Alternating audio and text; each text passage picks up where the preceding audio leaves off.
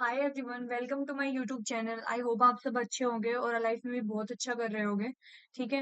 And जैसा कि आप सभी को पता है कि 14 सितंबर को हमारा सीडीएस का और एनडी का पेपर होने वाला है और उसके अंदर साइंस की, फिजिक्स, केमिस्ट्री, बायोलॉजी की तीनों की अच्छी खासी वेटेज रहती है ना।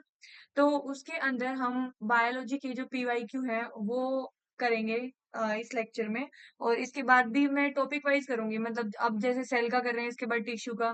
तो पहले एनडीए के पीवाईक्यू करेंगे, क्योंकि एनडीए सीडीएस में ही पूछ लेता है, सीडीएस वाला एनडीए के ही पूछ लेता है और सीएपीएफ के ही पूछ लेते हैं, क्योंकि सारे पेपर यूपीएससी कंडक्ट कराती है ना। और अगर आप प्रिपरेशन कर रहे हैं तो काफी टाइम से आपको पता ही होगा कि जो पीवाईक्यू है उनकी इंपॉर्टेंस कितनी रहती है। ये एज इट इज ना पूछ के उसके ऑप्शंस में से आपसे बहुत बार क्वेश्चंस पुट कर दिए जाते हैं, है ना। तो पीवाईक्यू बहुत इंपॉर्टेंट रोल प्ले करते हैं हमारी प्रिपरेशन में, और अब लास्ट टाइम है तो पीवाईक्यू करने ही चाहिए, है ना। तो अभी हम इस सीरीज के थ्रू पीवाईक्यू करेंगे, सारे कवर टॉपिक वाइज, और साइड बाय साइड जो थोड़ा बहुत हमें इनके बारे में पता होना चाहिए, आसपास क्वेश्चंस के पूछ सकता है, हम वो भी डिस्कस करेंगे।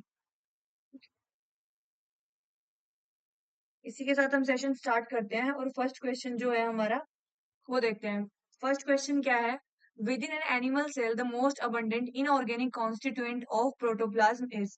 तो देखो, सबसे पहले तो अगर हम प्रोटोप्लाज्म की बात कर रहे हैं तो आपको सबसे पहले प्रोटोप्लाज्म के बारे में पता होना चाहिए कि प्रोटोप्लाज्म होता क्या है ना। अब प्रोटोप्लाज्म होता क्या है? प्रोटोप्लाज्म हमारी सेल का लिविंग कंपोनेंट होता है।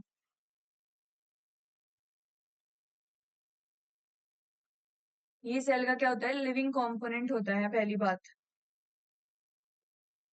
दूसरी बात आपको जो इसके बारे में पता होनी चाहिए वो ये है कि किस किस से मिलके बना होता है ना। तो ये किस किस से मिलके बना होता है? पहला तो cytoplasm plus small portion of nucleus.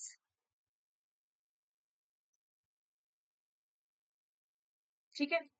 तो किससे मिलके बना होगा हमारा protoplasm? Cytoplasm plus small portion of nucleus.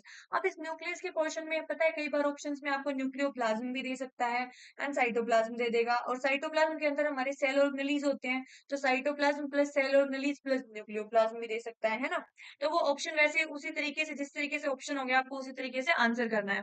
तो यहाँ पे इसको इतना पता होना चाहिए बस आपको कि साइटोप्लाज्म और स्मॉल पोर्शन ऑफ न्यूक्लियस से मिलके बना होता है ना। अब हम देखेंगे कि इसका कॉम्पोजिशन क्या होता है। तो प्रोटोप्लाज्म के अंदर कॉम्पोजिशन में होता क्या है ना।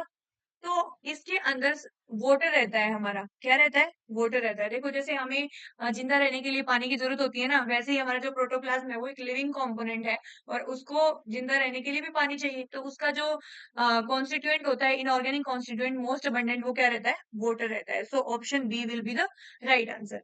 ठीक है। नेक्स्ट देखते हैं। The site of cellular respiration in animal cell is. देखो, तुम्हें अच्छे से पता है कि जो सेलुलर रेस्पिरेशन है वो कहाँ होता है, ये सबको पता है। जो हमारा माइटोकॉन्ड्रिया है ना, इसके अंदर होता है। अब माइटोकॉन्ड्रिया है ना, इसको हम क्या बोलते हैं? हमारा पावर हाउस ऑफ सेल बोलते हैं। पावर हाउस ऑफ सेल क्यों बोलते हैं? क्योंकि इसके अंदर हमारी एटीपी बनती है, एंड एटीपी की फुल फॉर्म क्या होती है? ये भी पीवाईक्यू है आपका।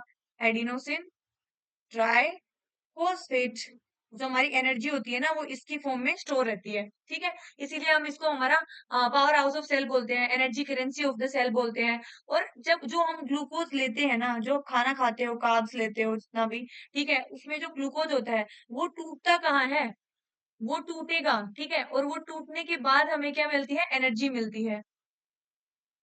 ये आपको इतना डिटेल में नहीं जाना, ये आगे जब क्वेश्चन करेंगे हम इस टॉपिक के तो मैं आपको बताऊंगी डिटेल में। ग्लूकोज जब टूटेगा आगे क्या बनाता है? पाइरुवेट बनाता है ना।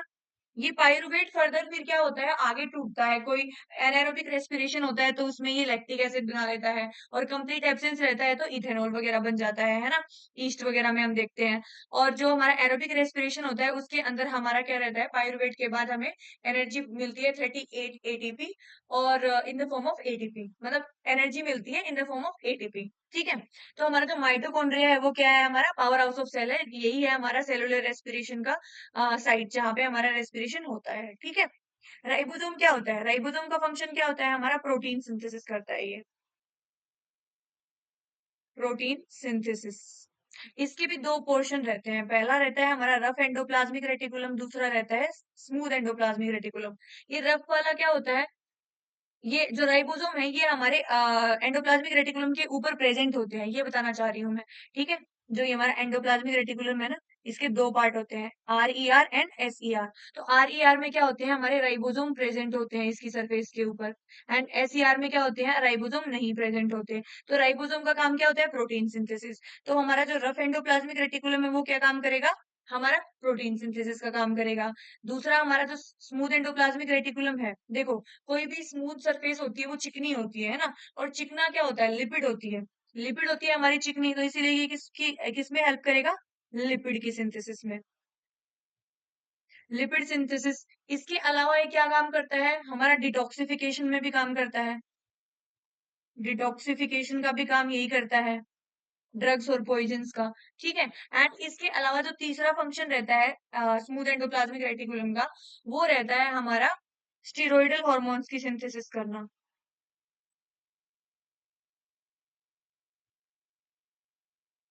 स्टीरॉयडल हॉर्मोन्स की सिंथेसिस करना एनिमल्स के अंदर। स्टीरॉयडल हॉर्मोन्स में कौन से हॉर्मोन्स आते हैं, लाइक हमारा टेस्टोस्टेरोन, प्रोजेस्टेरोन, है ना, एंड ईस्ट्रोजन, ये होते हैं हमारे स्टीरॉयडल हॉर्मोन्स। ठीक। एंड लाइसोसोम, ये सबको पता है, बच्चे बच्चे को पता है कि इन्हें हम क्या बुलाते हैं, सुसाइडल बैग्स। इनके अंदर बहुत सारे हाइड्रोलाइटिक एंजाइम्स होते हैं, उन हाइड्रोलाइटिक एंजाइम्स को, उनका फंक्शन क्या होता है, ब्रेक डाउन करना प्रोटीन्स का, कार्ब्स का, लिपिड्स का। एंड ये जो लाइसोजाइम्स हैं, लाइसोसोम्स हैं, इनके जो एंजाइम्स हैं वो सिंथेसाइज कौन करता है, एंजाइम्स की सिंथेसिस कौन करता है, ये भी हमारा कौन बनाता है, बनाता है इसके लाइसोसोम्स के जो एंजाइम्स होते हैं उनको। ठीक है। तो इतना आपको इसके बारे में पता होना चाहिए कि साइट ऑफ सेलुलर रेस्पिरेशन हमारी माइटोकॉन्ड्रिया होती है, इसको हम पावर हाउस ऑफ सेल भी बुलाते हैं। एंड ये किसकी फॉर्म में हमारी एनर्जी बनाती है, एटीपी की फॉर्म में बनाती है, इसको हम एडिनोसिन ट्राइफॉस्फेट भी बोलते हैं। ठीक है। एंड राइबोसोम हमारी प्रोटीन सिंथेसिस का काम करते हैं। एंडोप्लाज्मिक रेटिकुलम के दो पार्ट्स होते हैं, RER एंड SER। RER हमारा क्या करता है, जिसके ऊपर राइबोसोम्स प्रेजेंट होते हैं, वो प्रोटीन सिंथेसिस करता है। SER हमारा लिपिड सिंथेसिस करता है। दूसरा हमारा क्या करता है, डिटॉक्सिफिकेशन करता है। एंड तीसरा हमारे स्टीरॉयडल हार्मोन्स, जो टेस्टोस्टेरोन, प्रोजेस्टेरोन और एस्ट्रोजन है, इनकी सिंथेसिस में हेल्प करता है। लाइसोसोम को हम हमारे सुसाइडल बैग भी बुलाते हैं, और इनके जो हाइड्रोलाइटिक एंजाइम्स होते हैं उनकी फॉर्मेशन कौन करता है, उनको बनाता कौन है, तो एंडोप्लाज्मिक रेटिकुलम बुलाता है, बनाता है। ठीक है। तो हमें इतना पता होना चाहिए। ऐसे ही हम हर क्वेश्चन का ना सारे ऑप्शंस को अच्छे से समझेंगे, ताकि आपका एक क्विक रिवीजन हो जाए। मैं ना इनको आराम आराम से नहीं समझा सकती, क्योंकि ये एक टाइप की रिवीजन सीरीज है, इससे आपका रिवीजन हो पाएगा। जहां से भी आपने पढ़ रखा होगा आपका अच्छा रिवीजन हो जाएगा, वो मैं श्योर कर सकती हूँ यहाँ पे। ठीक है। नेक्स्ट क्वेश्चन देखते हैं, चलो। Third question, growth and repair of damage tissue involve. ठीक है। तो इससे पहले ना आपको पता होना चाहिए कि हमारे दो टाइप के डिवीजन होते हैं, कौन कौन से होते हैं, मियोसिस होता है एंड माइटोसिस होता है। चलो स्लाइड ले लेते हैं खाली। ठीक। डिवीजन जो होता है हमारा, वो क्या होता है, दो टाइप का डिवीजन रहता है आपका। एक रहता है हमारा माइटोटिक डिवीजन, माइटोसिस, एंड एक रहती है हमारी मियोसिस। ये जो माइटोसिस है इसको हम इक्वेशनल डिवीजन भी बुलाते हैं, एंड ये जो हमारा मियोसिस होता है इसको हम रिडक्शनल डिवीजन भी बुलाते हैं। ऐसा क्यों बुलाते हैं वो भी बताएंगे। वो इसलिए बुलाते हैं, देखो, क्योंकि जो माइटोसिस होता है ना, इसके अंदर जो नंबर ऑफ क्रोमोसोम्स होते हैं, पेरेंट सेल में भी और डॉटर सेल में भी, वो क्या रहते हैं, सेम रहते हैं। मान लो ये पेरेंट सेल है एंड ये डॉटर सेल है, इसमें अगर एन है तो इसमें भी एन नंबर ऑफ क्रोमोसोम होता है। तो इक्वेशनल डिवीजन इसलिए बुलाते हैं इसको। इसमें क्या होता है, इसमें रिड्यूस हो जाता है नंबर ऑफ क्रोमोसोम्स। ठीक है, रिड्यूस हो जाएगा। इसके अंदर मान लो हमारी ये एक 2n की सेल थी, ठीक है, पेरेंट सेल, इससे हमारी दो डॉटर सेल बनी। इसके अंदर भी हमारा 2n मिलेगा आपको, एंड इसके अंदर भी हमारा 2n मिलेगा। ठीक है। तो इक्वेशनल डिवीजन होता है। इसके अंदर हमारी एक पेरेंट सेल लेके चले, मतलब मान लो हम, तो इसके अंदर हमारे चार डॉटर सेल बनेंगे, और उनमें N N N N N, ये होगा रिडक्शनल डिवीजन, इसीलिए इसको बोलते हैं। तो इतना डेप्थ में हम नहीं जाएंगे, बट इतना आपको मोटा मोटा पता होना चाहिए। ठीक है। एंड माइटोसिस का सिग्निफिकेंस क्या होता है, देखो, माइटोसिस का सिग्निफिकेंस समझने से पहले हमें ये पता होना चाहिए कि माइटोसिस होता किन सेल्स के अंदर है।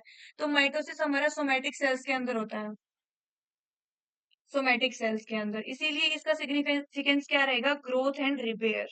हमारी जो ह्यूमन बॉडी की सेल्स हैं, उनमें ग्रोथ एंड रिपेयर के लिए जो सेल्स डिवाइड करती हैं वो थ्रू माइटोसिस डिवाइड करती है। ठीक है। एंड जो हमारा मियोसिस होता है, ये किसके अंदर होता है? ये हमारा जर्म सेल्स के अंदर होता है। ये जर्म सेल्स की किसमें पार्टिसिपेशन करती है? रिप्रोडक्शन में। रिप्रोडक्शन में हेल्प करती है, ठीक है, जिससे हमारे गैमीट्स बनते हैं, मेल गैमीट और फीमेल गैमीट। तो ये जर्म सेल्स में होता है। तो अगर आप मियोसिस से सिग्निफिकेंस समझोगे तो देखो, सेक्सुअल रिप्रोडक्शन ह्यूमन बॉडी के अंदर होता है, उसके अंदर क्या आती है? वेरिएशंस आती हैं। आप जैसे हो, आप एग्जैक्ट कॉपीज तो नहीं हो अपने मम्मी पापा की, बट माइटोसिस में होता है। जैसे जो लोअर ऑर्गेनिज्म है, जैसे अमीबा वगैरह है, वो इस माइटोसिस से डिवाइड कर लेते हैं, ठीक है, तो वो एग्जैक्ट आइडेंटिकल कॉपीज बनाते हैं, क्लोन बनाते हैं। बट ह्यूमंस में ऐसा होता है क्या? नहीं होता। रिप्रोडक्शन जब होता है तो उसमें वेरिएशंस आती हैं। आप अपने मम्मी पापा के कुछ फीचर्स कैरी कर रहे हो, बट एग्जैक्ट सेम तो नहीं हो, है ना?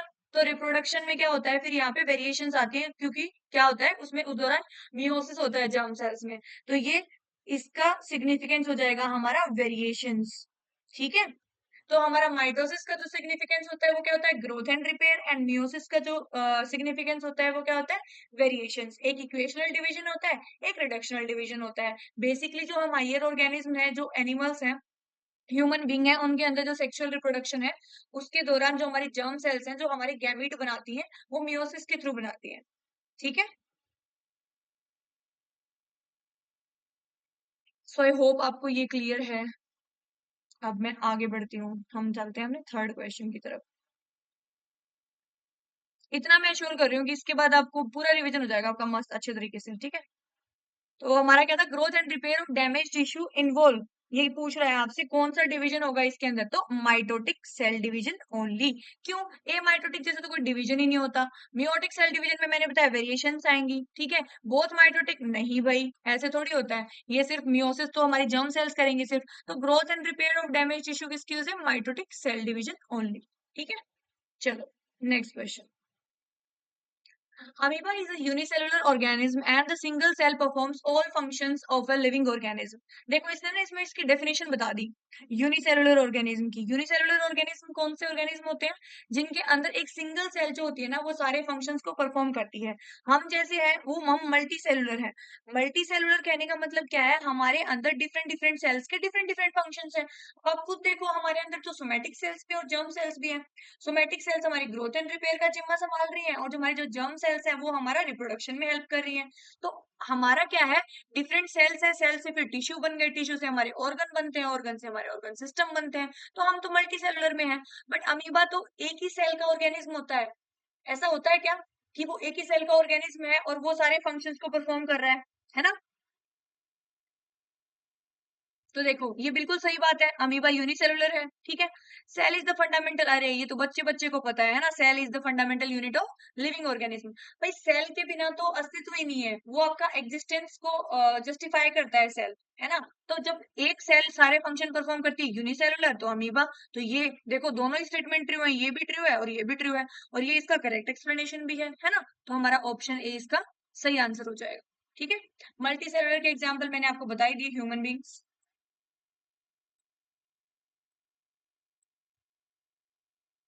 इसके अंदर फिर यूनिसेलुलर के अंदर बैक्टीरिया वगैरह। यूनिसेलुलर के अंदर जो आपका मोनेरा है वो, एंड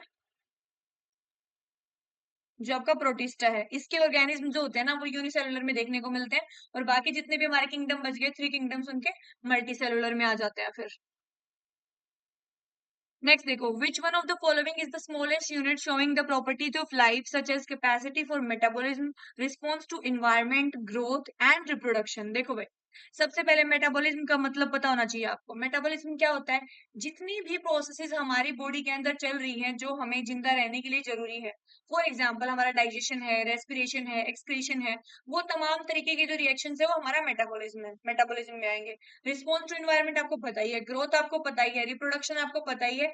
एक दो पेरेंट्स मिलके एक नई प्रोजेनी को जन्म देते हैं, नई प्रोजेनी प्रोड्यूस करते हैं, उसको हम रिप्रोडक्शन बोलते हैं, है ना। तो ये तमाम तरीके की जो सारी चीजें हैं, इनमें से जो इकलौता इंसान है जो कि शो कर सकता है ना, वो हमसे पूछ रखा है इन्होंने। तो देखो क्या, तो इसके अंदर हमारी सेल ही कर सकती है ना सब कुछ। अभी तो बताया basic unit of life, basic unit of life cell होती है, तो सेल ही करेगी ये सारे परफॉर्म, है ना। नेक्स्ट देखो, which one of the following is not an example of eukaryotic organism. देखो दो टाइप के ऑर्गेनिज्म होते हैं हमारे, prokaryotic and eukaryotic. Prokaryotic and eukaryotic. Prokaryotic देखो, प्रो मतलब होता है प्रिमिटिव, पुराना, ठीक है। कैरियोट मतलब होता है न्यूक्लियस, यू मतलब होता है न्यू, और एडवांस एंड कैरियोट मतलब न्यूक्लियस होता है, ठीक है।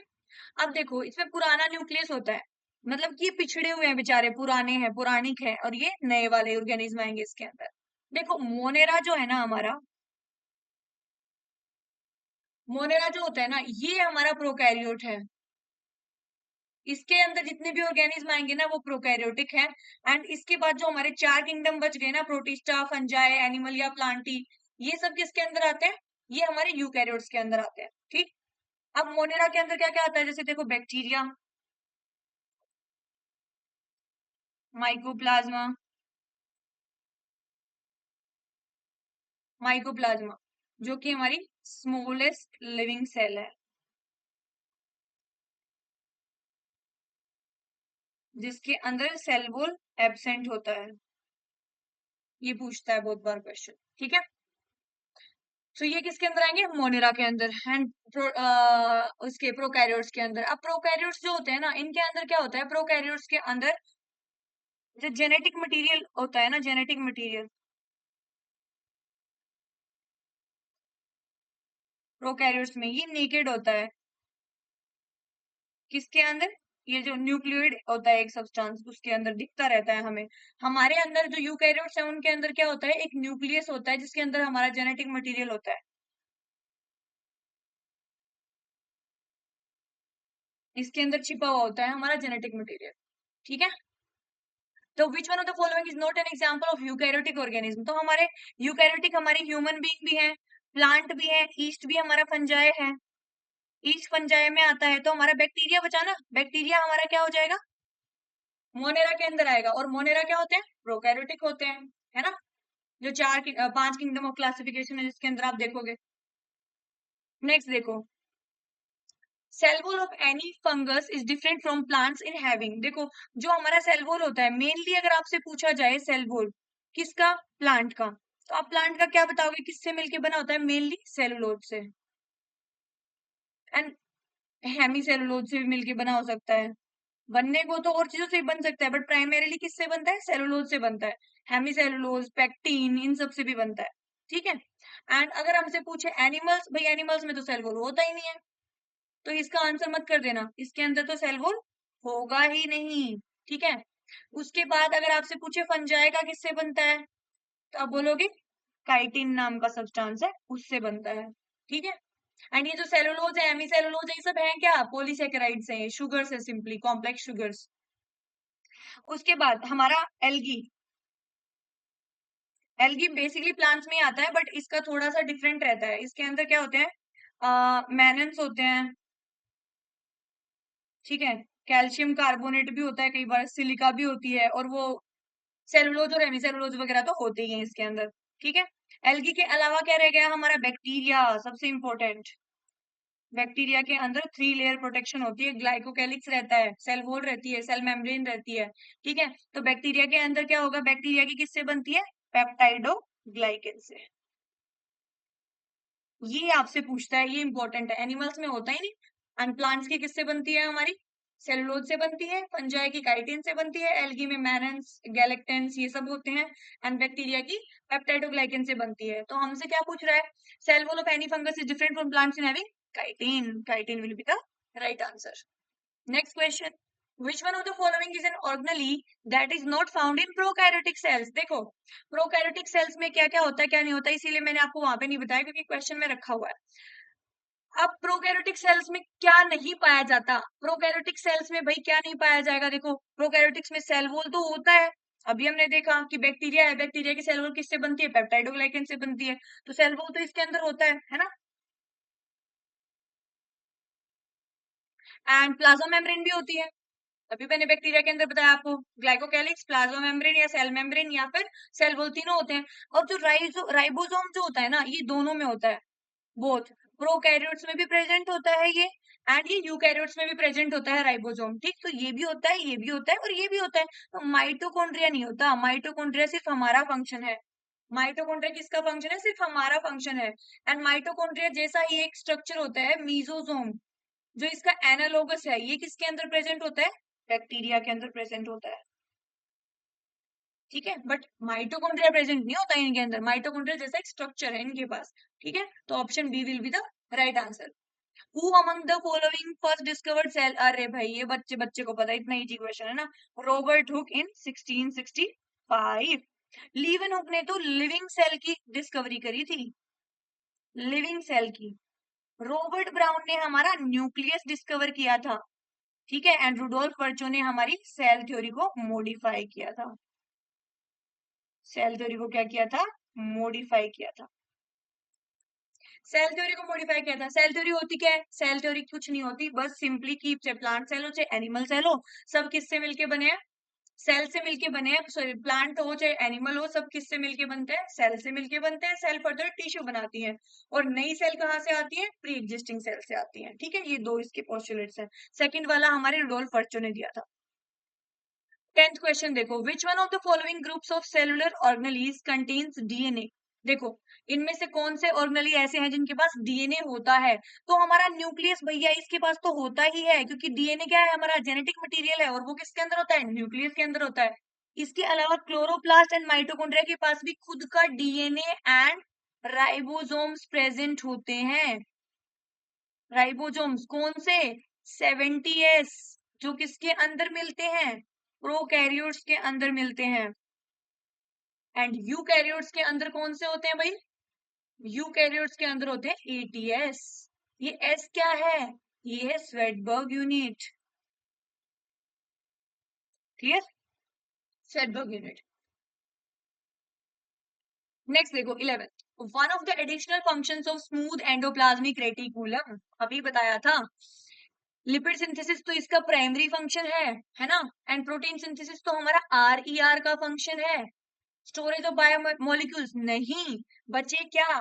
बचे दो ऑप्शन हमारे।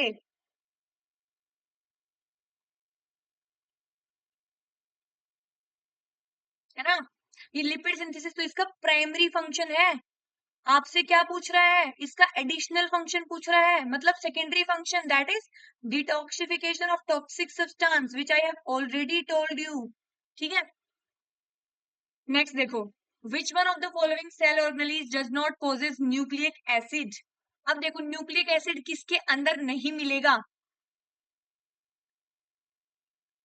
अब न्यूक्लियोलस तो होता ही न्यूक्लियस के अंदर है, इसमें तो मिलेगा। राइबोसोम में मिलेगा, क्लोरोप्लास्ट में मिलेगा, है ना। बट हमारा जो प्लाज्मा मेम्ब्रेन होता है, इसके अंदर मिलता है क्या? आप बोलोगे नहीं। क्या मिलता है? नहीं मिलता, क्यों?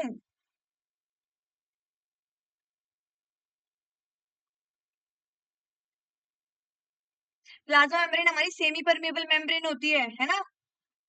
इसके अंदर क्या क्या होता है? लिपिड बाइलेयर होती है, प्रोटीन्स होते हैं, ये सब होता है। देखो, ऐसा कुछ स्ट्रक्चर होता है हमारा। प्लाज्मा मेम्ब्रेन के बारे में पढ़ ही लेते हैं एक बार। ये हमारी प्लाज्मा मेम्ब्रेन है। इसका स्ट्रक्चर वो करने के लिए, एक्सप्लेन करने के लिए दो साइंटिस्ट आए थे, singer and Nicolson, in the year 1972। इन्होंने क्या किया था? प्लाज्मा मेम्ब्रेन को बताया था कि ये फ्लूइड मोजेक मॉडल दिया था इसका, एक फ्लूइड मोजेक मॉडल। इसमें इसने क्या बोला था? प्लाज्मा मेम्ब्रेन के अंदर हमारी लिपिड बाइलेयर होती है, ऐसा स्ट्रक्चर होता है। देखो, एक ऊपर रहता है ऐसा, ठीक है, एक ये हमारी नीचे होती है, ऐसी हमारी लिपिड बाइलेयर्स प्रेजेंट होती है। ठीक, ये है हमारी लिपिड बाइलेयर। अब अंदर देखो, वाटर वाटर वाटर वाटर होता है। तो ये जो वाटर की साइड जो पोर्शन होगा, ऑब्वियस सी बात है कि वाटर की साइड अगर कोई पोर्शन है, तो मतलब ये वाटर को पसंद कर रहा है ना। वाटर को पसंद करने वाले को क्या बोलोगे? हाइड्रोफिलिक। तो ये क्या है? हमारी हाइड्रोफिलिक टेल। एंड दूर जो है वो हाइड्रोफोबिक हेड।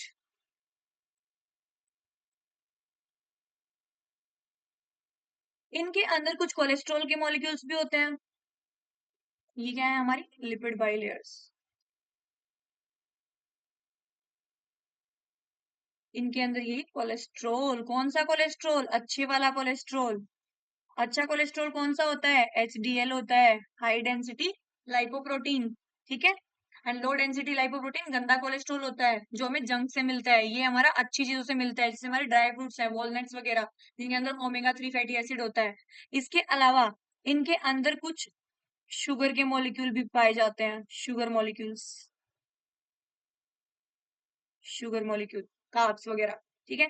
दो टाइप के प्रोटीन होते हैं, जो एक तो पेरीफ्री पे मिलेंगे आपको प्रोटीन्स, एंड एक आपको अंदर मिलेंगे, अंदर मिलते हैं।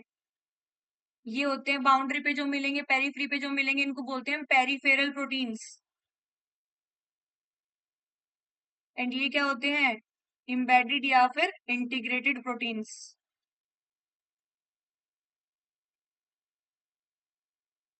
ठीक, ये ऐसा सा स्ट्रक्चर दिखता है। Fluid Mosaic model finger and Nicolson ने दिया था 1972 में। ऐसा सा दिखता है। तो हमारी जो प्लाज्मा मेम्ब्रेन है, इसके अंदर कोई न्यूक्लिक एसिड नहीं पाया जाता, अभी मैंने आपको करवाया। तो प्राइमरीली ये चीजें मिलती हैं इसके अंदर। नेक्स्ट देखो, which one of the following cell organelle does not possess its own genetic material encoding proteins? देखो, सबसे पहली बात हमारा मैंने बताया कि जो इनके पास खुद का डीएनए होता है, ये जो हमारे दो महाशय हैं, क्लोरोप्लास्ट एंड माइटोकॉन्ड्रिया, है ना। एंड न्यूक्लियस के पास तो होता ही है, तो इन दोनों के पास भी होगा। तो राइबोसोम के पास, ऐसे बेचारे के पास कोई मशीनरी नहीं है, ठीक। Next, which one of the following organelle of mammalian cells is rich in hydrolytic? अभी बताया था, लाइसोजाइम के अंदर हाइड्रोलाइटिक एंजाइम्स होते हैं। बनाता कौन है? एंडोप्लाज्मिक रेटिकुलम बनाता है। और काम किस लिए आते हैं? तो digestion of proteins, fats and carbs. Next देखो, net movement of water from a dilute to a concentrated solution through a selectively permeable membrane is called. सीधा सीधा आपसे डेफिनेशन पूछ ली है। डेफिनेशन किसकी पूछी है आपसे? ऑस्मोसिस की, ठीक। ऑस्मोसिस की, ऑस्मोसिस क्या होता है? ऑस्मोसिस हमारा मूवमेंट ऑफ H2O, मतलब water particles from higher concentration to lower concentration through a semi permeable membrane। Condition क्या है? सेमी परमिएबल मेम्ब्रेन, ऐसा ऐसा होता है। देखो डिफ्यूजन क्या होता है? डिफ्यूजन हमारा सिंपली, क्यों उठा रहे हो भाई ये? डिफ्यूजन क्या होता है? सिंपली हमारा किसी भी मॉलिक्यूल का, उसमें मैंने स्पेसिफाई नहीं करा, वाटर है, कोई भी सब्सटेंस हो सकता है, from high concentration to lower concentration, ठीक है।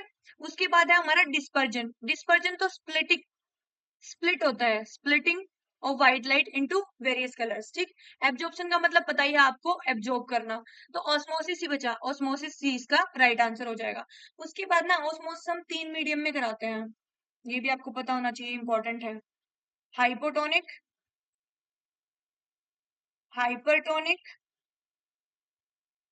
And isotonic. देखो ये तीनों मीडियम ऐसे हैं, आपको जब भी इन मीडियम को देखना है ना, तो आपको एक ही चीज दिमाग में रखनी है। क्या दिमाग में रखना है?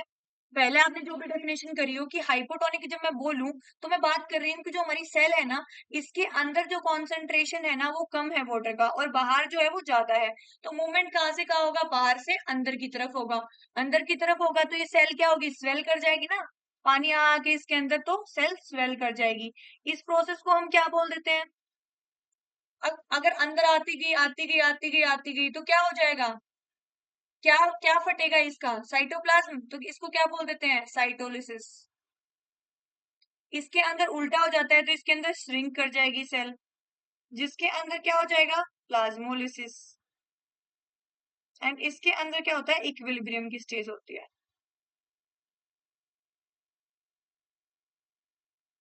इक्विलिब्रियम की स्टेज, ये तीन होते हैं, आपको तो ध्यान में रखने हैं, पूछता है। Mitochondria are able to produce their own. क्या बना सकता है भाई माइटोकॉन्ड्रिया? खुद के क्या प्रोड्यूस कर सकता है माइटोकॉन्ड्रिया? माइटोकॉन्ड्रिया खुद के प्रोटीन्स खुद बना सकता है, इसके पास है capability. Which one of the following cell organelles may play a role in expelling excess water and waste in case of unicellular organism? Unicellular organism की बात कर रहा है, तो यूनिसेलुलर ऑर्गेनिज्म के अंदर क्या होता है, वैक्यूल होता है। जैसे मैंने बताया था ना, मोनेरा और प्रोटिस्टा यूनिसेलुलर होते हैं। तो प्रोटिस्टा के अंदर क्या होता है, हमारा अमीबा आता है। अमीबा के अंदर क्या होते हैं, कॉन्ट्रेक्टाइल वैक्यूल प्रेजेंट होते हैं, जो क्या करते हैं, ये एक्सक्रीटरी सब्सटेंसेस का निपटारा करने में काम आते हैं। लाइसोसोम हम बता चुके हैं। गोल्गी बॉडी के बारे में थोड़ा और जान लेते हैं। कैमिलो गोल्गी ने इसको डिस्कवर किया था। ठीक है, इसके बारे में भी हम जान चुके, दो टाइप के होते हैं, इसके बारे में भी जान चुके। इवैक्यूल एक्सक्रीटरी एक्सक्रीटरी सब्सटेंसेस का निपटारा करता है। प्लांट्स के अंदर क्या होता है, एक होता है और लार्ज होता है, ठीक है। और एनिमल्स के अंदर क्या होते हैं, टाइनी टाइनी न्यूमरस होते हैं। अब गोल्जी बॉडी जो होती है, ये क्या काम करती है, ये करती है packaging, packaging of material, basically ना लॉजिस्टिक्स वाला काम करती है। दूसरा क्या करती है, ग्लाइकोलिपिड्स और ग्लाइकोप्रोटीन्स की सिंथेसिस, ग्लाइकोलिपिड्स प्लस ग्लाइकोप्रोटीन्स की सिंथेसिस करती है। तीसरा क्या करती है, सिंपल शुगर्स को कॉम्प्लेक्स शुगर्स में कन्वर्ट करती है, को कॉम्प्लेक्स शुगर में कन्वर्ट करेगी। दिखती कैसी है, ये ऐसी दिखती है कुछ, इनको बोलते हैं सिस्टर्नी, ठीक है, ऐसी दिखती है। Next, in prokaryotic organisms the nuclear region is not surrounded by a membrane, this undefined nuclear region, पीछे बता चुकी मैं, न्यूक्लियोइड अभी कराया थोड़ी देर पहले। movement of materials to different parts of cytoplasm and nucleus is generally carried out by, अब material है जो कि डिफरेंट पार्ट ऑफ साइटोप्लाज्म और न्यूक्लियस से कैरी करना है, तो कौन कराता है ये काम, बताओ। ये काम कराता है हमारा कौन, ये हमारा एंडोप्लाज्मिक रेटिकुलम कराता है, ठीक है। एंडोप्लाज्मिक रेटिकुलम में डायरेक्ट इसका फंक्शन है, ये आप लर्न कर सकते हो। In mitochondria ATP synthesising chemical reaction take place in, अब माइटोकॉन्ड्रिया के अंदर भी आपसे पूछ रहा है कि जो एटीपी सिंथेसिस है कहाँ होती है, तो उससे पहले तो आपको माइटोकॉन्ड्रिया का स्ट्रक्चर पता होना चाहिए। माइटोकॉन्ड्रिया डबल मेम्ब्रेन स्ट्रक्चर होता है, ठीक है। ये आउटर मेम्ब्रेन है, ये हमारी इनर मेम्ब्रेन है, ठीक। एंड इसके अंदर इनर मेम्ब्रेन के ये क्या होते हैं, कुछ फोल्डिंग्स, ये ऐसे ऐसे इनर मेम्ब्रेन क्या करती है, फोल्ड होके ऐसे ऐसे स्ट्रक्चर बना लेती है सरफेस एरिया बढ़ाने के लिए। इन स्ट्रक्चर्स को हम क्या बोलते हैं, क्रिस्टी बोलते हैं, ठीक है। एंड ये अंदर वाला जो रीजन होता है, इसको हम इसकी मैट्रिक्स बोलते हैं,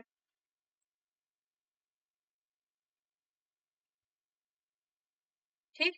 तो जो ये हमारी एटीपी सिंथेसिस जो चलती है ना, ये इनर मेम्ब्रेन के उसमें चलती है, रीजन में, एटीपी सिंथेसिस। ये बढ़िया क्वेश्चन है, ये थोड़ा लेवल का पूछा है।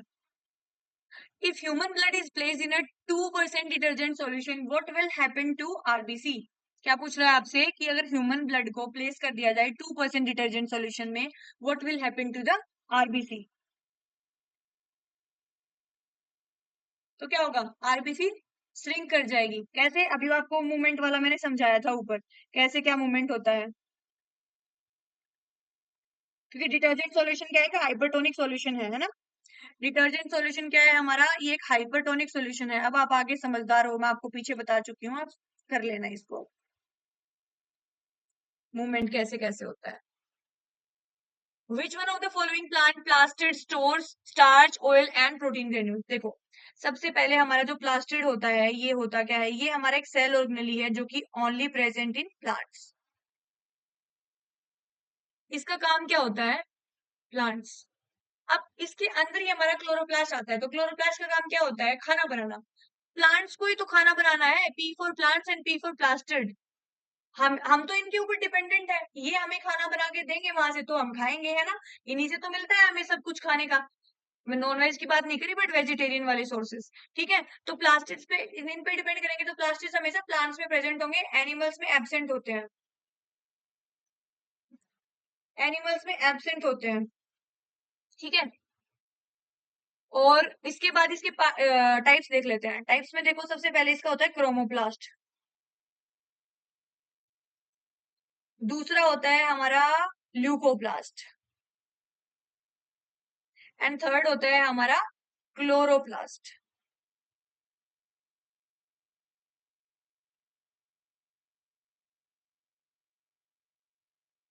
क्रोमोप्लास्ट में क्या होते हैं, इनके अंदर कैरोटिनॉइड्स प्रेजेंट होते हैं,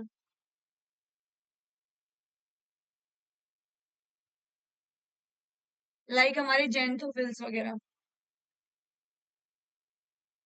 कलर कौन सा देंगे? ऑरेंज और रेड। ये हमारे कलरलेस होते हैं। ये ग्रीन होंगे। किसकी वजह से? क्लोरोफिल की वजह से पिगमेंट होता है हमारा, और खाना बनाने में हेल्प करेंगे। ये क्लोरोप्लास्ट हमारे मीजोफिल सेल्स में प्रेजेंट होते हैं। तो जो ल्यूकोप्लास्ट है ये देख लेते हैं एक बार। जो ल्यूकोप्लास्ट होता है इसके फर्दर 3 टाइप होते हैं। इसके फर्दर 3 टाइप है हमारे। पहला कौन सा है? अमाइलोप्लास्ट, इलायोप्लास्ट, और हमारा अल्यूरोप्लास्ट। अमाइलोप्लास्ट, अमाइलो से याद रखना अमाइलेज नाम का एंजाइम, जो कि क्या करता है? ग्लूकोज को स्टार्च में तोड़ता है। तो ये क्या स्टोर करेगा? हमारा स्टार्च को स्टोर करेगा। Example potato.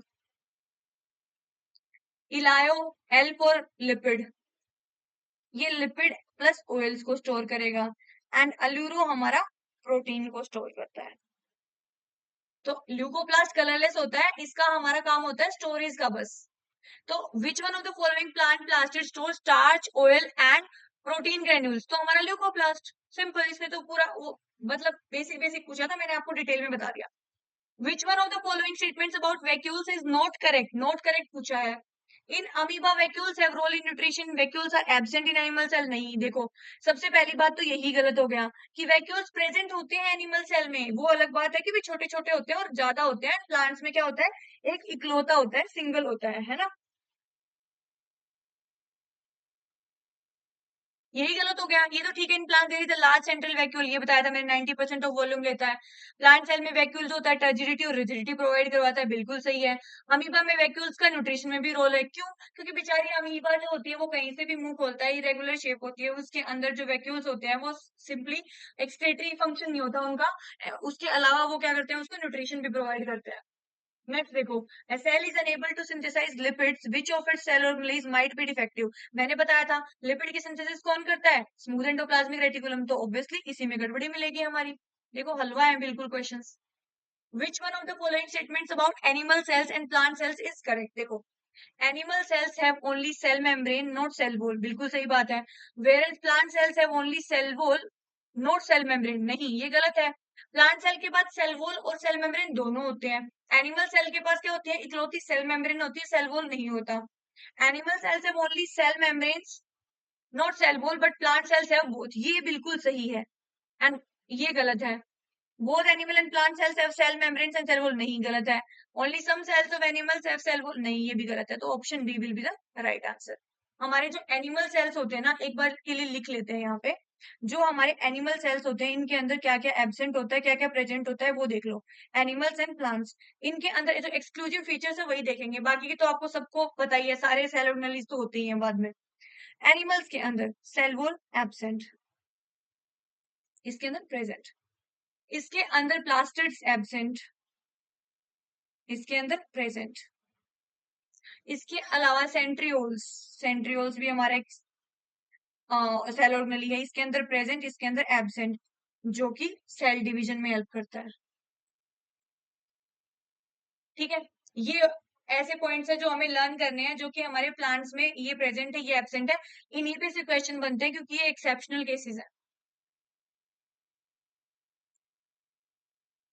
Which of the following will be resulted when an animal cell is surrounded by a medium with lower concentration of water? Surrounded by lower concentration बोला मतलब सेल के अंदर ज्यादा होगा और यहाँ बाहर होगा। तो ज्यादा से बाहर होगा मूवमेंट, तो अंदर से बाहर होगा, तो ये सेल क्या कर जाएगी? श्रिंक कर जाएगी। सेल क्या कर जाएगी? श्रिंक कर जाएगी, है ना। तो सेल विल लूज वाटर, बाहर से अंदर से बाहर चला जाएगा। Digestive enzymes are present in lysosomes, करा चुकी। Which one of the following structures or components is not always present in living cells? भाई लिविंग सेल्स के अंदर हमेशा क्या प्रेजेंट होना जरूरी नहीं है। अभी बताया मैंने कि सबके अंदर सेल वॉल नहीं होता, ये जरूरी नहीं है कि सबके अंदर हो। एनिमल्स के अंदर नहीं होता, बट लिविंग तो है ना, वो सर्वाइव तो कर रहे हैं। ठीक है, बाकी सारी तो चीजें जरूरी है। ये प्रोजेनी बढ़ाने के लिए प्लाज्मा मेम्ब्रेन भी चाहिए, साइटोप्लाज्म भी चाहिए। Consider the following statements regarding cell wall composition. देखो अभी बताया था bacterial cell wall is made up of peptidoglycan, बिल्कुल सही।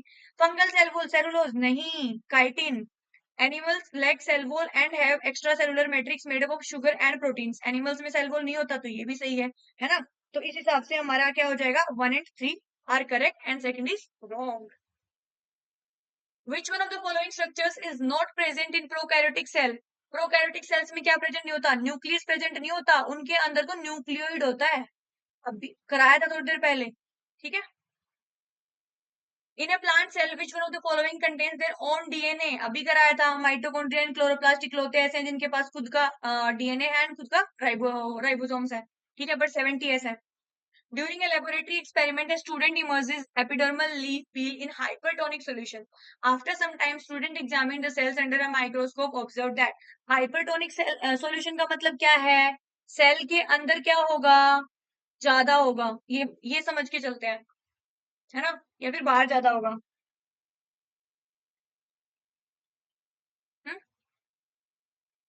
मतलब तो सेल्स तो प्लाज्मोलाइज्ड हो जाएंगे इसके अंदर, कैसे, क्योंकि हाइपरटोनिक सॉल्यूशन है।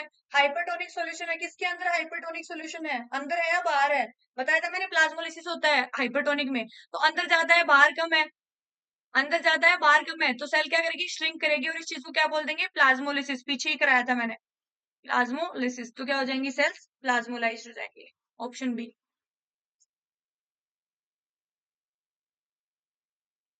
Next question. The two important features of sexual reproduction in higher organisms that create genetic diversity in offsprings. अभी थोड़ी देर पहले ही मैंने बताया कि माइटोसिस तो हो नहीं सकता, माइटोसिस किसी केस में वेरिएशंस नहीं लाएगा। बचे meiosis and fertilisation, meiosis and conjugation, है ना। तो क्या होगा, मियोसिस एंड फर्टिलाइजेशन होगा। ये कॉन्जुगेशन क्या होता है, सिंपली जेनेटिक मटेरियल का एक्सचेंज होता है, एक्सचेंज ऑफ जेनेटिक मटेरियल, जैसे आप अमीबा में देखते हो। तो ये कोई सेक्सुअल रिप्रोडक्शन का मतलब और मटेरियल, जैसे हमारा अमीबा करता है। फर्टिलाइजेशन का मतलब होता है fusion of gametes, fusion of gametes, एक फीमेल गैमीट एक मेल गैमीट मिले आपस में, वेरिएशंस आई, किसके अंदर दिखी, जाइगोट के अंदर दिखी, ठीक है। तो option B will be the right answer. Eukaryotic cells are much more complex as compared to prokaryotes. Which one of the following structures is exclusively present in eukaryotic cells? Eukaryotic cells के अंदर क्या ऐसा exclusive feature है जो कि हमारा prokaryotic cells के अंदर नहीं होता? ये भी हमने थोड़ी देर पहले ही पढ़ा था। अभी थोड़ी देर पहले ही पढ़ा था। ये हमने क्या पढ़ा था इसके अंदर, कि माइटोकॉन्ड्रिया जो होता है हमारा, ये माइटोकॉन्ड्रिया किसके अंदर नहीं मिलेगा आपको, प्रोकैरियोट्स के अंदर नहीं मिलेगा, सिर्फ यूकैरियोट्स के अंदर मिलेगा। Next question. In a sexually reproducing organism, which one of the following statements is appropriate both for parent and offspring? Sexually reproducing organism होते हैं, सेक्सुअल रिप्रोडक्शन में क्या होता है, मैंने बताया था मियोसिस होता है इसके अंदर और वेरिएशंस आती हैं। विच one of the following statements is appropriate both for parent and offspring, ये हमें ढूंढना है। तो देखो मियोसिस हुई है तो क्या होगा, क्रोमोसोम नंबर का क्या होगा, कम होगा ना, क्रोमोसोम नंबर रिड्यूस कर रहा था इसके अंदर, तो both chromosome number and DNA content remains constant, but इसने क्या पूछा है, पेरेंट एंड ऑफस्प्रिंग के लिए पूछा है। तो पेरेंट से क्या होता है, पेरेंट तो दोनों होते हैं ना, एक मेल पेरेंट था आपका, एक फीमेल पेरेंट थी आपकी, है ना। अब इसके अंदर 2n का बॉडी है, इसके अंदर भी 2n का बॉडी है, गैमीट बनेगा n का, इसके अंदर भी गैमीट बनेगा n का, दोनों आपस में कंबाइन होंगे तो क्या बन जाएगा, 2n जाइगोट, जिससे आप बने हो, आप इस दुनिया में आए हो, ठीक है। तो ये क्या हुआ, मतलब रहा तो सेम ही, बीच वाली जो प्रोसेस थी वो कोई नहीं देखना इसके अंदर, हमने हमने देखना है पहले क्या था और बाद में क्या है, ठीक है। तो दोनों ही सेम रह जाएंगे। 35 का ऑप्शन हो जाएगा option B right answer. Which of the following statements regarding animal cell membrane is correct? Animal cell membrane, they are composed of phospholipids only. नहीं, अकेला फॉस्फोलिपिड्स नहीं होगा, अकेले प्रोटीन्स भी नहीं होंगे, अकेले फॉस्फोलिपिड प्रोटीन भी नहीं होंगे। मैंने आपको बताया 2 लेयर फॉस्फोलिपिड की, प्रोटीन भी था और कोलेस्ट्रॉल भी था, तो option D will be the right answer. Option D इसका राइट आंसर हो जाएगा। Next question, which of the following is not a part of compound microscope? ये थोड़ा सा टेढ़ा क्वेश्चन पूछ लिया कि माइक्रोस्कोप के बारे में ही पूछ लिया आपसे, है ना। तो इसका काम क्या होगा, देखो पर ये पता तो लग ही जाएगा, ये तो इसमें क्या ही है, एक ऑप्शन ही ऐसा रख दिया, ये तो बिल्कुल ही फ्री के नंबर दे दिया आपको। मिरर तो होता है, स्टेज भी होता है, क्लिप भी होती है, रेटिना कहाँ होगी कंपाउंड माइक्रोस्कोप में, तो ये तो बिल्कुल ही इजी क्वेश्चन था। Consider the following statements, DNA replication takes place when chromatin is opened up, बिल्कुल सही बात है, डिटेंगल होता है वो। Chromatin organises itself into rod shape chromosomes before cell division, बिल्कुल सही बात है। Both prokaryotes and eukaryotes have the same process for cell division, नहीं, अलग अलग होता है, एक के अंदर माइटोसिस होता है, एक के अंदर मियोसिस भी होता है, अभी हमने पीछे देखा है ना, तो सेम तो आप नहीं बोल सकते हो, सेम तो आप नहीं बोल सकते, तो इसका सही आंसर क्या हो जाएगा, 1 and 2 only. In most prokaryotes the chromosome number is 1 होता है, मोस्ट प्रोकैरियोट्स में क्या होता है, हमेशा याद रखना 1 होता है, और हमेशा क्या होता है, सर्कुलर शेप में होता है, ये भी याद रखना कि उनका जो जेनेटिक मटेरियल होता है ना, ये क्रोमोसोम की बात कर रहा है, ये ऐसे होता है, सर्कुलर होता है, ऐसे सर्कुलर शेप का होता है, और सिंगल रहेगा नंबर के अंदर, जिसको हम प्लाज्मिड बुलाते हैं। Last question. Bacterial DNA is referred to as naked because it is not associated with. किसके अंदर नहीं होता भाई, नेकेड कब बुलाओगे, जब उसकी कोई फोल्डिंग ना हो उस बेचारे के पास, है ना, फोल्डिंग नहीं है, नेकेड है, एंड वो फोल्डिंग बनी किससे, न्यूक्लियस किससे बना, इनडायरेक्टली आपसे ये पूछना चाह रहा है ये कि न्यूक्लियस किससे बना होता है, तो न्यूक्लियस किससे बना होता है, प्रोटीन से बना होता है, तो उसके अंदर क्या नहीं होगा, क्योंकि वो प्रोटीन से एसोसिएटेड नहीं होगा, क्योंकि राइबोसोम तो मैंने बताया दोनों में होता है, प्रोकैरियोट्स में भी और यूकैरियोट्स में भी, बैक्टीरिया प्रोकैरियोट्स है, तो प्लाज्मिड भी दोनों में होता है ना, एंड स्कैफोल्ड की तो कोई बात ही नहीं, तो इसके अंदर क्या हो जाएगा, प्रोटीन सही हो जाएगा, क्योंकि न्यूक्लियर एनवेलप नहीं होता ना, न्यूक्लियर एनवेलप नहीं होता, हिस्टोन प्रोटीन्स नहीं होते, तो प्रोटीन नहीं होगा। ठीक है, ये थे हमारे आज के क्वेश्चंस। आई होप आपको समझ में आया होगा, मैंने जल्दी जल्दी आपका रिवीजन कराने की कोशिश करी कि आपका ज्यादा टाइम भी खराब ना हो, और जितना आपने पढ़ रखा है वो आपका पूरा रिवाइज भी हो जाए, एंड पीवाईक्यूज भी हो जाए आपके कवर। इसके अलावा आपको थोड़ा सा न्यूक्लियस का स्ट्रक्चर और बता देती हूँ, जो कि इंपॉर्टेंट है, क्योंकि न्यूक्लियस भी हमारा इंपॉर्टेंट है। पहली बात तो डबल मेम्ब्रेन होता है, डबल मेम्ब्रेन डिस्कवरी मैंने बता दी, रॉबर्ट ब्राउन ने करी थी। जो हमारा न्यूक्लियस है, इसके 2 मेम्ब्रेन होते हैं, इसमें क्या होते हैं, कुछ कुछ बीच में ना पोर्स प्रेजेंट होते हैं, ये इरेगुलर होता है, यहाँ पे मैं बनाया नहीं मैंने, बट यहाँ पे पोर प्रेजेंट होते हैं, जिनको हम क्या बुलाते हैं, न्यूक्लियर पोर बुलाते हैं। जैसे हमारी सेल के अंदर के पार्ट को साइटोप्लाज्म बोलते हैं, वैसे इसके अंदर के पार्ट को हम न्यूक्लियोप्लाज्म बोलते हैं। ठीक है, इसके अंदर एक होता है हमारा न्यूक्लियोलस, इसको न्यूक्लियोइड के साथ हम वो मत करना, कंफ्यूज मत होना, इसको हम राइबोसोमल फैक्ट्री बुलाते हैं, राइबोसोमल फैक्ट्री। ठीक है, इसके अलावा इसके अंदर हमारा क्या होता है, क्रोमेटिन मटेरियल पड़ा होता है।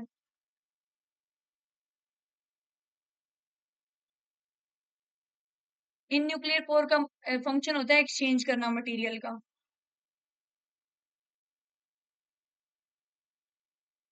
न्यूक्लियस को हम क्या बोलते हैं, brain of the cell, brain of the cell, ये हमारा जेनेटिक मटेरियल जो होता है ना, उसको होल्ड करके रखता है।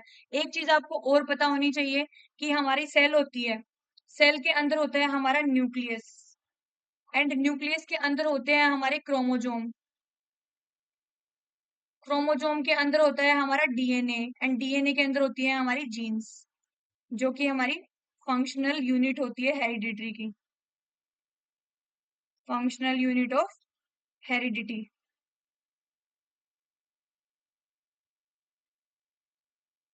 ये ऐसा ऐसे दिखते हैं, रोड शेप्ड होते हैं हमारे क्रोमोजोम, जिससे अटैच हैं दोनों, ये दोनों सिस्टर क्रोमेटिड्स।